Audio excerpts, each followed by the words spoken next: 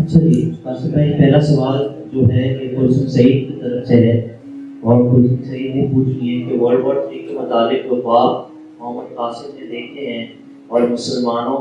کے عروج کے دور کب اور کہاں سے شروع ہوگا، اور کیا مسجد الاقصی گرا دی جائے گی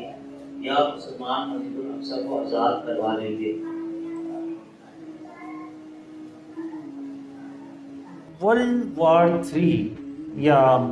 غزوہ ہند آپ کہہ لیں، جو میں نے ڈریمز میں دیکھا ہے کہ ابھی پچھلے سال جو میں نے ڈریم میں دیکھا تھا کہ جب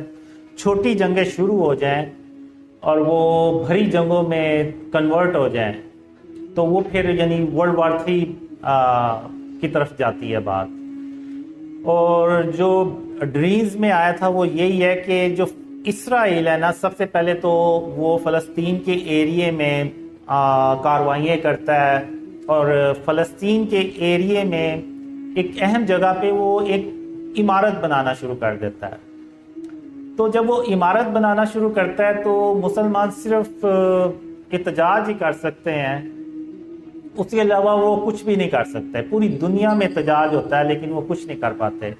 اب واللہ عالم ہو سکتا ہے کہ یہ مسجد اقصی کی جگہ پہ وہ کچھ کوئی ایسی بلڈنگ بنائے جس کی وجہ سے وہ پوری دنیا کے مسلمان احتجاج کرتے ہیں لیکن کر کچھ نہیں پاتے. اور وہ جب بلڈنگ بن جاتی ہے تو اس کے بعد میں دیکھتا ہوں کہ اس کی بیس میں ایک دھماکہ ہوتا ہے، اور وہ دھماکہ ایسا ہوتا ہے کہ اس سے کے نتیجے میں نا ایک ڈسٹ سٹورم اٹھتا ہے جو ایسے چاروں طرف پھیلتا ہے، اور وہ اتنا شدید طوفان ہوتا ہے کہ اس میں آپ کہہ لیں کہ عرب کنٹریز کی جو بڑی بڑی عمارتیں ہیں نا وہ تباہ ہوتی ہیں. اس میں بہت سارے ملک اس میں اس کی زرد میں آتے ہیں. ایجپٹ آتا ہے، سوڈان، سعودی عرب،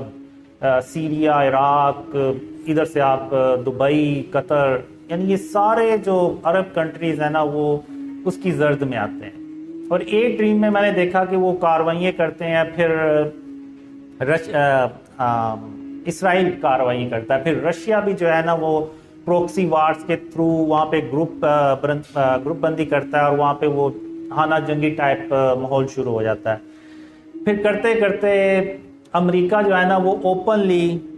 اس جنگ میں شامل ہو جاتا ہے، اور وہ پھر ورلڈ وار 3 بن جاتی ہے. اب اگر تو یہ چیزیں شروع ہو گئیں، یہ جو اسرائیل اور فلسطین کا ریسنٹلی جو کچھ بھی چل رہا ہے،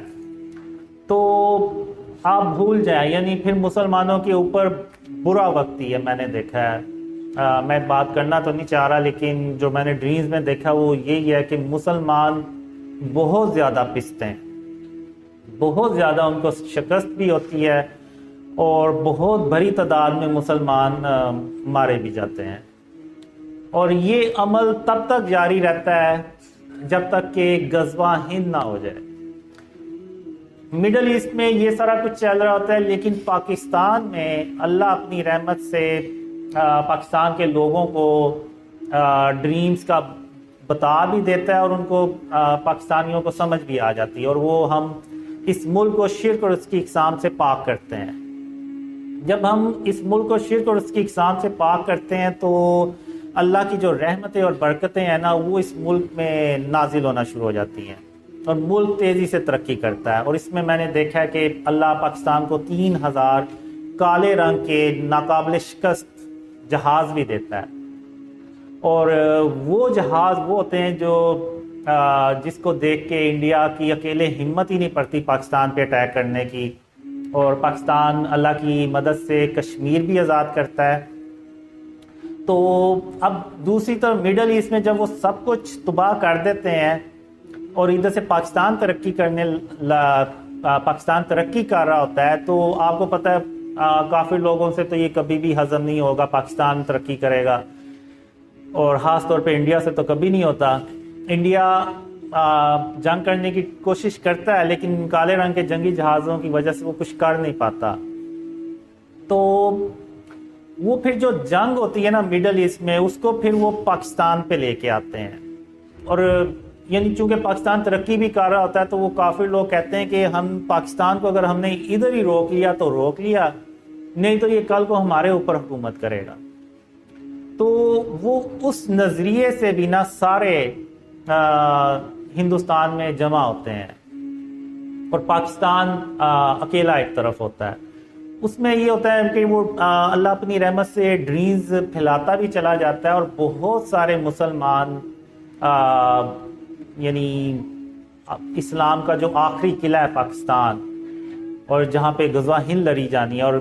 جہاں سے خاتم النبیین محمد صلی اللہ علیہ وسلم کا جو سچا اسلام ہے وہ پھیلنا ہے، تو اس کے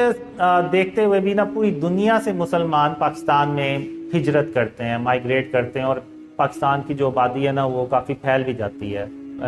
کافی زیادہ بھی ہو جاتی ہے. تو وہ سارے دشمن جب اکٹھے ہو جاتے ہیں تو یہ اگر میں کہوں کہ اس ایک طرف 100 ملک اکٹھے ہو گئے اور ایک طرف پاکستان اکیلا ہے تو یہ غلط نہیں ہوگا. پاکستان کو میں نے دیکھا ہے تقریباً چاروں طرف سے نا اٹیکس آتے ہیں اور وہ بہت خطرناک قسم کی جنگ ہوتی ہے، اور اس جنگ میں مسلمانوں کا جیتنا بہت ضروری ہوتا ہے. جو میں نے ڈریمز میں دیکھا ہے کہ جیسے مسلمانوں کے لیے غزوہ بدر بہت اہم تھی، اس جنگ کو جیتنا بہت اہم تھا، اسی طرح غزوہ ہند کو جیتنا بھی بہت اہم ہے. تو اللہ کی مدد سے وہ پاکستان جنگ جیت جاتا ہے اور پھر پاکستان مڈل ایسٹ میں جاتا ہے اور وہاں پہ رشیا اور امریکہ جیسی سپر پاورز کو شکست دینے کے بعد پوری دنیا میں اکیلا اللہ کی مدد سے سپر پاور بن جاتا ہے. اور پھر پاکستان جو ہے وہ خاتم النبیین محمد صلی اللہ علیہ وسلم کا جب سچا اسلام پوری دنیا میں پھیلاتے ہیں تو وہ پوری دنیا امن سے بھر جاتی ہے، اور وہ امن جو ہے وہ تقریباً 7-8 سال چلتا ہے. اور پھر اس کے بعد قیامت کی بڑی نشانیاں یعنی دجال آتا ہے، پھر اس کے بعد یاجوج ماجوج نکلتے ہیں، اور پھر عیسیٰ علیہ السلام وہ بھی تشریف لاتے ہیں واپس.